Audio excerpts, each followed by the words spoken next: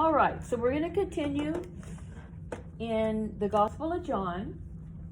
And last week we finished up with the woman at the well and her missionary trip and how whole town got saved, or a lot of people. And so after that, it says in verse 43, do you remember when he was leaving Judah, he was going up to Galilee. And instead of doing what the Jews did and cross the Jordan and go up here and then cross again, he just went right through Samaria. Well, right now, he's continuing on that trip that he was going to go to Galilee. So it says, now after 2 days, he departed from Samaria and went to Galilee. So that was where he had intended on going to begin with. For Jesus himself testified that a prophet doesn't have any honor in his own country. So you find out from reading the other Gospels that during this time he had also gone up to Nazareth. He didn't do a lot of miracles there because people just wouldn't believe him. You know, we know him. Yeah, he's not the Messiah. He's not God. This is the carpenter's son, you know. So that's what this verse 44 is about. For Jesus himself testified that a prophet hath no honor in his own country. Then verse 45. Then when he was come unto Galilee, the Galileans received him, having seen all the things that he did at Jerusalem. That was back at the Passover. Remember, he had done a lot of miracles there. And these people knew that. And so they received him. It says here, because they had gone to the feast. So verse 46. So Jesus came again into Cana of Galilee, where he made the water wine. And there was a certain nobleman. That means a royal official.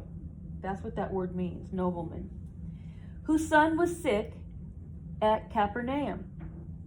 So when he found out that Jesus was in Cana of Galilee, it's about 25 miles. He came there because his son was about to die, and he believed that Jesus could heal him. Okay, 47. When he heard that Jesus was come out of Judea into Galilee, he went unto him. He made that 25-mile trek and besought him that he would come down and heal his son, for he was at the point of death. And when you think about your kids, what if your son was at the point of death? Just think how frantic you would be. If you heard that Jesus was 25 miles away, you'd get your donkey and start going over there, right? You think that your child is just a breath away from death, and that's what was going on here. And this father was really concerned. So he was asking Jesus to come to Capernaum to heal his son. Then Jesus answered him, except ye see signs and wonders, ye will not believe.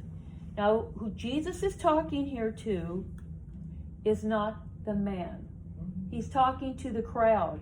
Because when this man asked him to perform this miracle, basically, the crowd must have got excited, like, oh boy, yeah, we're going to follow him there. We want to see a miracle. And he knew that when he had been in Jerusalem on that feast day, that's why he didn't give himself to those people. He knew they were just seeking after the miracles.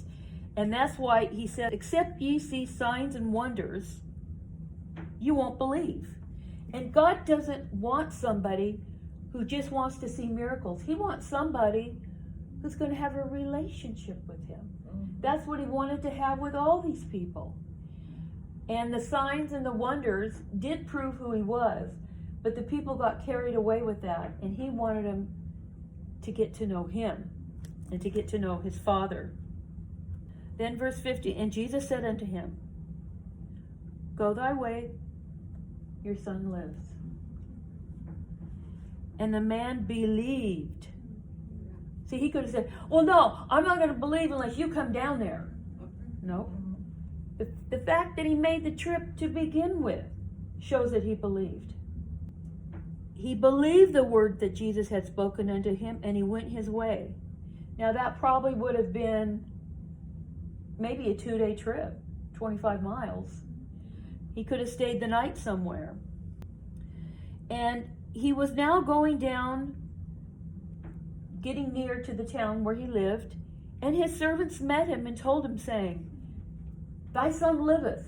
Guess what? Those were the exact words that Jesus had said in verse 50. Thy son liveth. 52. So this guy, this father, this nobleman, he wants to know. He's going to figure out the timeline. So he's asking the servants, what hour when he began to get well? And they said unto him, yesterday. See, that shows you that he traveled, probably stayed the night and then traveled. Yesterday at the 7th hour, the fever left him. So the father knew it was at the same hour in which Jesus had said unto him, Thy son liveth. And himself believed, and his whole house. You know, this is the first time in the Bible that expression is used, that he believed and his whole house. And you'll find in Acts that this happens, like when the jailer believed, and then his whole house believed. But you got to understand, these servants, the mother, whatever sisters and brothers, they saw this son. They were part of it. I mean, they were feeling bad. Hey, the mother, my son's going to die. They were involved in this heavily. And they knew why he was going to Cana. So when the boy was healed, it was pretty easy for these people to get converted because they just saw a miracle.